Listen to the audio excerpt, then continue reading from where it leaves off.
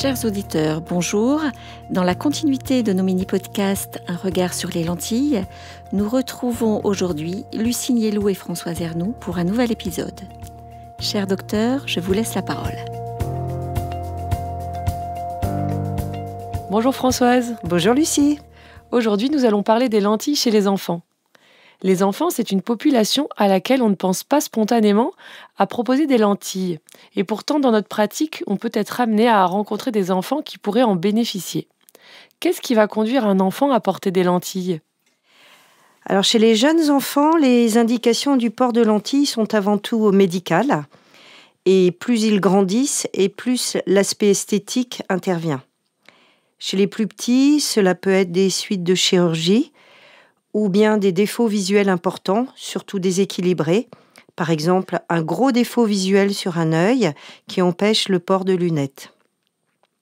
Ensuite, ce sont toutes les myopies qui évoluent et pour lesquelles certaines lentilles ont une action freinatrice sur la myopie. Et puis, chez les jeunes ados, les indications sportives prennent le relais dans les demandes. Par exemple, l'envie de ne plus porter de lunettes comme sa copine de classe. Les enfants qui souffrent de strabisme peuvent eux aussi être améliorés par le port de lentilles. Je pense aussi aux enfants malentendants qui sont appareillés et pour lesquels le port de lunettes peut être compliqué. À partir de quel âge peut-on porter des lentilles ? On peut commencer très tôt. J'ai adapté des enfants avant l'âge de 1 an, mais c'est devenu très rare actuellement car c'était dans les suites de chirurgie et les techniques actuelles ne le nécessitent plus. En fait, on peut commencer à tout âge, si l'état oculaire nous l'impose médicalement. Mais l'âge le plus ingrat est certainement l'âge entre 2 et 5 ans.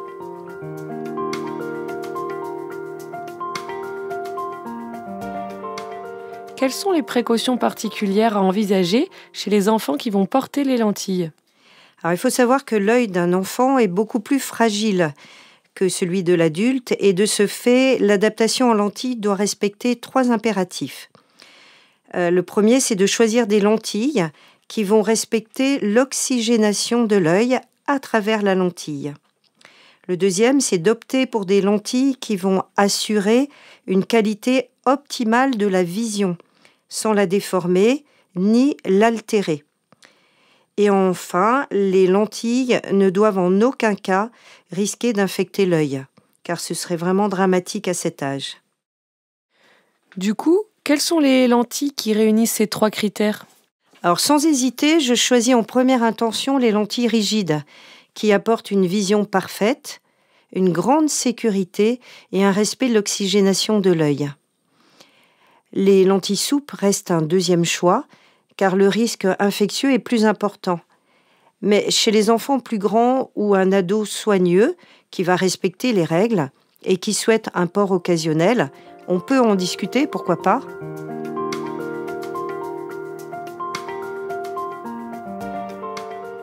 Est-ce que tu prescris des lentilles de nuit chez les enfants ? Oui, cela s'appelle l'orthokératologie et je trouve même que c'est une indication très intéressante pour les enfants. D'abord pour le confort, comme les lentilles sont portées la nuit, l'enfant n'a pas la contrainte de porter les lentilles la journée ou ses lunettes pendant la journée. Ensuite parce que ces lentilles-là sont parfaites pour freiner les myopies évolutives. Nous en reparlerons plus en détail dans un prochain podcast qui sera dédié à la freination de la myopie.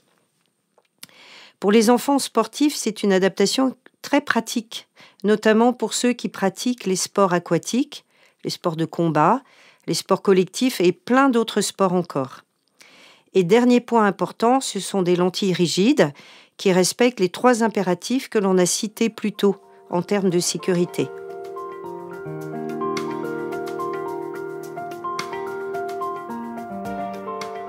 Et les parents dans cette histoire d'adaptation, quel rôle vont-ils jouer ? Oui, bien sûr, ils sont tout à fait partie prenante dans l'affaire. D'abord, il faut avoir leur autorisation pour équiper leur enfant et puis aussi vérifier auprès d'eux la solidité de la demande de l'enfant. Par exemple, si c'est juste pour faire comme sa copine et qu'il y a rapidement un risque d'abandon. Enfin, l'information est primordiale, en particulier pour les risques possibles en cas de mauvaise utilisation ou d'entretien. On explique notre choix de lentille la plus adaptée et son renouvellement, aussi le coût de la lentille, de l'entretien, le nombre de visites et le forfait à régler pour l'adaptation. Pour le coût, les fabricants font des forfaits adaptés avec des réductions à l'achat et en cas de perte ou de casse de lentilles, c'est ce qui peut arriver, et ceci jusqu'à 16 ans révolus. En fait, on doit vraiment mettre les parents en confiance, surtout chez les plus petits patients, car les parents devront assurer eux-mêmes les manipulations. Pour l'entretien, je préfère que ce soit eux qui le fassent au début, puis ils vérifient que tout se passe bien quand l'enfant devient plus autonome. Alors, quel est le mot de la fin ? Eh bien, adapter des lentilles chez les enfants, c'est vraiment une belle expérience que l'on partage avec nos jeunes patients et leurs parents. Et même si on passe un peu plus de temps que chez un adulte, cela en vaut vraiment la peine. Merci beaucoup Françoise pour ton expérience et nous vous retrouvons pour un prochain podcast. Vous êtes un particulier ?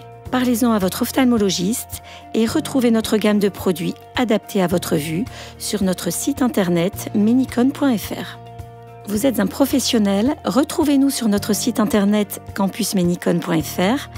Le Campus Menicon, c'est plus de 80 formations en ligne et des accompagnements techniques personnalisés adaptés à vos besoins.